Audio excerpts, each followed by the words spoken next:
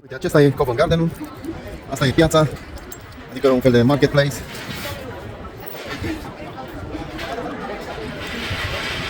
Central Avenue, ia uite, ce e aici? London Transport Museum.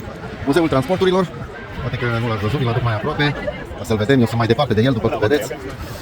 Și am o grămadă de intrări, nici nu știu pe care să intru, pe aici, ori pe acolo, pe jos, nu știu, cred că am să intru pe aici. So, aici e Covent Garden, nu am intrat printr-un magazin pe acolo. E...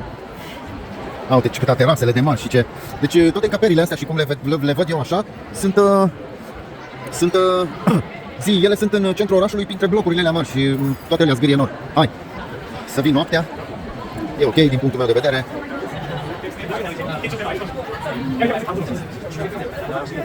So, uite. Ce frumos e. So, ăsta e Covent Garden-ul, care se întinde pe hectare mari de teren în centrul orașului. Uite, Covent Garden. Uite tot place-ul cum este, vedeți? Covent Garden. So, uite, asta e Covent Garden-ul. Așa arată. Îl vedeți voi de mare și frumos.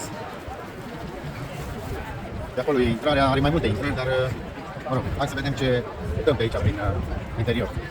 Eu am făcut o întoarcere, deși nu trebuia să vin pe aici, pentru că mi-a fost mai greu un pic, dar urmează probabil să mă întorc pe partea alaltă pe unde trebuia, deși era ușor. V-am spus și vă mai spun încă o dată, n-am mai fost niciodată pe aici.